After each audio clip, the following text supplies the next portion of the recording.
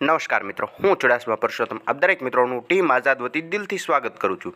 મિત્રો, વનરક્ષક ભરતીને ધ્યાનમાં રાખીને ફરી વખત એક મહત્ત્વના સમાચાર સામે આવ્યા છે।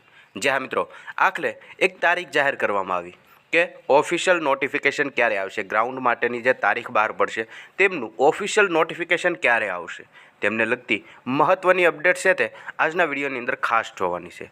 માટે ખાસ કરીને વિડીયોને અંત સુધી અવશ્ય જુઓ અને હજુ સુધી ચેનલની અંદર નવા હોય તો ચેનલને સબસ્ક્રાઈબ કરવાનું ભૂલતા નહીં।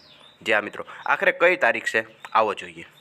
સૌથી પહેલાં મિત્રો વાત કરીએ તો ફોરેસ્ટ બીટગાર્ડ ભરતીની જે ફિઝિકલ માટેની ટેસ્ટ છે, જે ગ્રાઉન્ડ માટેની ટેસ્ટ છે તે ગ્રાઉન્ડની ટેસ્ટ વન વિભાગ અને ગુજરાત ગૌણ સેવા પસંદગી મંડળ દ્વારા સંયુક્ત રીતે લેવામાં આવશે તેવી માહિતી ગુજરાત ગૌણ સેવા પસંદગી મંડળની જે વેબસાઇટ છે તેની ઉપરથી આપણને મળી ગયેલ છે કે વન વિભાગ અને ગૌણ સેવા પસંદગી મંડળ બંને સંયુક્ત રીતે પીએસટી અને પીઈટી ટેસ્ટ છે તે લેશે। ત્યારબાદ આગળ વાત કરીએ તો ગ્રાઉન્ડ ફાળવવા માટેની તૈયારીઓ પણ હાલ ચાલુ થઈ ગયેલ છે। તમે જોયું જ હશે કે હમણાં થોડા ટાઈમ પહેલાં એક ટેન્ડર પણ બહાર પડી ગયેલું હતું, ફોરેસ્ટ વિભાગના ગ્રાઉન્ડ માટેનું ટેન્ડર પણ જાહેર કરી દેવામાં આવેલું છે।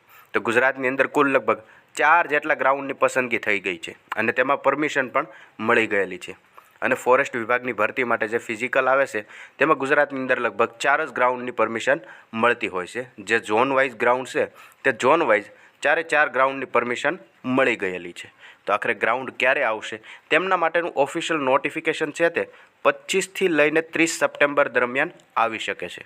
જ્યાં મિત્રો 25થી 30 સપ્ટેમ્બર દરમિયાન ઓફિશિયલ નોટિફિકેશન આવી શકે છે અને વન રક્ષક માટેનું જે ગ્રાઉન્ડ છે તે 14 ઓક્ટોબરથી લઈને 24 ઓક્ટોબર દરમિયાન લેવાઈ જશે। મતલબ કે ઓક્ટોબર મહિનો પૂર્ણ થતાં ગ્રાઉન્ડ છે જે ફિઝિકલ ટેસ્ટ છે તે પૂર્ણ કરી દેવામાં આવશે એવી માહિતી સોશિયલ મીડિયાના માધ્યમે આપણને મળેલી છે।